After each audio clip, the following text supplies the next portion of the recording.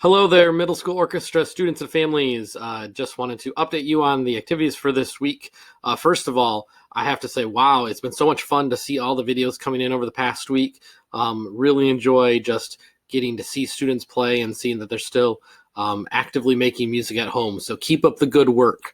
The plan for this week is similar to last week. I'd like everyone to again work to post a new song that you haven't done yet in Flipgrid. I would encourage students, especially 7th and 8th graders, to consider perhaps challenging yourself and working on a little bit harder song if you did an easier one this week.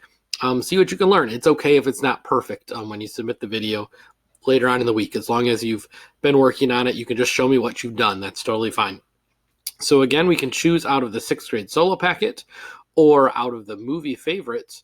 And I also have a new source this week called stringskills.net. I'll show it to you real quick. This is a website that a retired orchestra director has put together. It has lots of resources, but the specific page I want you to look at, he calls early tunes. Some of them are easy and some of them are a little bit more challenging, but you can check out all of these common tunes that you probably know most of these melodies.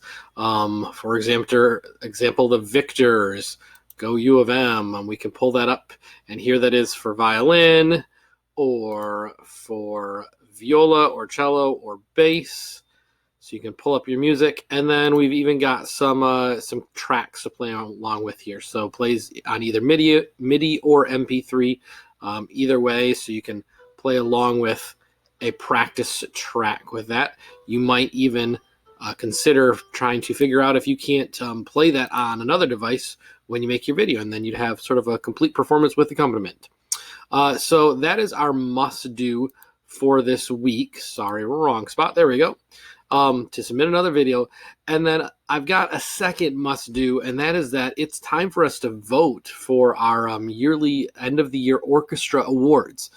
So there are 2 awards for each grade, 6th, 7th, and 8th grade, that are voted on by the students of the orchestra. And I will be setting up a Google form that I'll post in Google Classroom, and simply go to that form. I'll make sure there's complete explanations there of what those awards are. And then students, please make sure you cast your vote for both of those. We are still planning to give out those typical end of the year awards that we would do every year. So we might not be able to do it in person, but we can still do it virtually and make sure that those awards get to you. So very important. Please make sure you do that sometime this week so we can tally those up and start preparing those for the end of the year. And then after that, we've got some can-dos, which is the same things that we've been doing for the past several weeks, but new material. So we'll have a new Composer Monday that you can participate in, a new video of the week that you can watch and comment on. You can continue to explore in smart music. Lots and lots of music there that you can check out. You can explore Soundtrap if you haven't done that yet and you're interested in perhaps doing a little bit of a recording studio type project. You can do several different tracks and layer stuff over top of each other there. Really fun. And then we have our Zoom class meetings and office hours again on Monday. And you can see the times here for 6th, 7th, and 8th grade.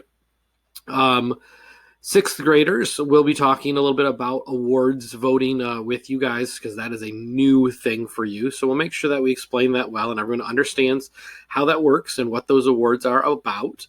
7th and 8th graders, I added in their /office hours, and we talked about this last week a little bit. This is just a time for you to check in if you want to check in with me, if you have questions or concerns, if you just want to talk, or if you just want to hopefully see some other friends that are there too. But don't feel like you have to necessarily come and be prepared to stay for the whole half hour.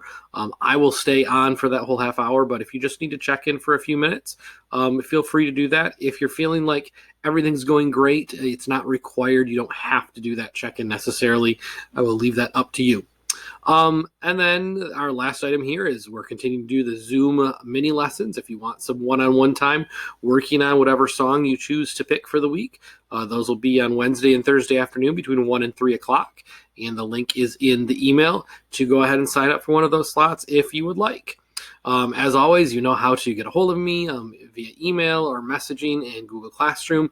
Certainly don't hesitate to contact me at any time with any questions or concerns that you might have throughout the week. Otherwise, enjoy your week, enjoy music making, and keep up all the great work.